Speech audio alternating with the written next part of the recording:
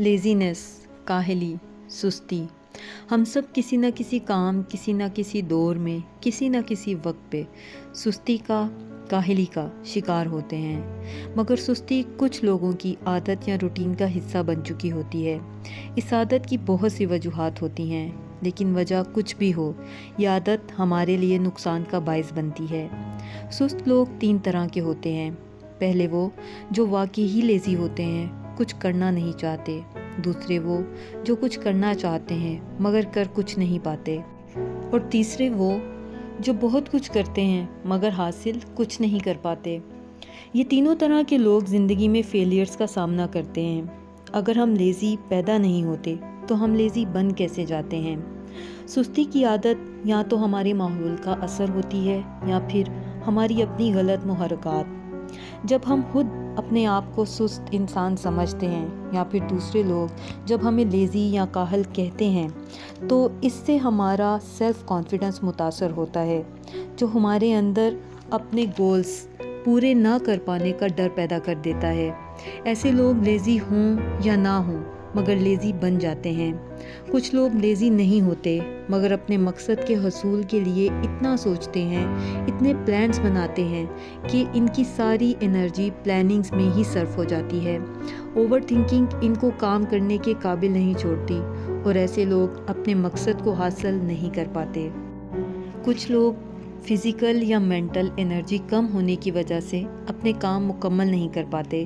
اس کی وجہ ہیلتھ بھی ہو سکتی ہے یا پھر کام کا اوور برڈن بھی۔ کچھ لوگ جب وقت پہ اپنا کام شروع نہ کر سکیں تو وہ یہ سوچ کر مزید کام کرنے سے رک جاتے ہیں کہ اب کوئی فائدہ نہیں، اٹس ٹو لیٹ۔ وہ وقت سے پہلے ہی ہار مان لیتے ہیں۔ کچھ لوگ غیر معمولی یا غیر یقینی کام نہیں کر پاتے۔ ان کے لیے کمپلیکیٹڈ یا کنفیوزنگ کام بہت چیلنجنگ ہوتے ہیں اور ایسے لوگوں کو مشکل لگتے ہیں جن سے وہ جان چھڑاتے ہیں۔ کچھ لوگ خوف کا شکار ہوتے ہیں۔ لوگوں کے سامنے اپنا امیج خراب ہو جانے کا ڈر انہیں بہت سے کام کرنے سے روک دیتا ہے۔ مایوسی، شرمیلا پن، کیئر لیسنس اور ڈپریشن بھی کاہلی کی بہت بڑی وجوہات ہیں۔ سستی کے شکنجے سے باہر آنا مشکل ہی صحیح مگر ناممکن نہیں ہے۔ سب سے پہلے اپنے آپ کو خود لیزی سمجھنا چھوڑ دیں۔ اپنی زندگی کا ایک مقصد طے کریں۔ اس کے بعد آپ اپنی ترجیحات کو جانیں کہ آپ کے لیے سب سے اہم کیا ہے اور اس کے بعد اہم کیا ہے، اور اندازہ لگائیں کہ کیا آپ صحیح راستے پر چل رہے ہیں، اور اگر آپ غلط سمت میں کام کر رہے ہیں تو اپنے نئے راستے تلاش کریں جو آپ کو آپ کے مقصد پورے کرنے میں مددگار ہوں۔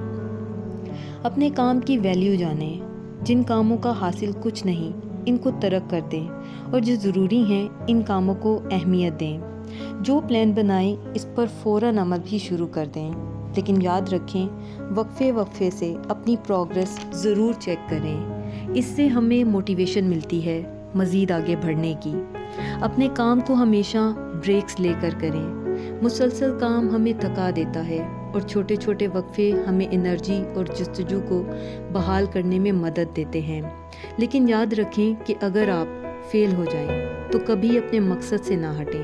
ہمیشہ مثبت سوچ کا سہارا لیں کہ میں کر سکتا ہوں، اور لگاتار کوشش ہمیں آہستہ آہستہ امپروو کرتی چلی جاتی ہے۔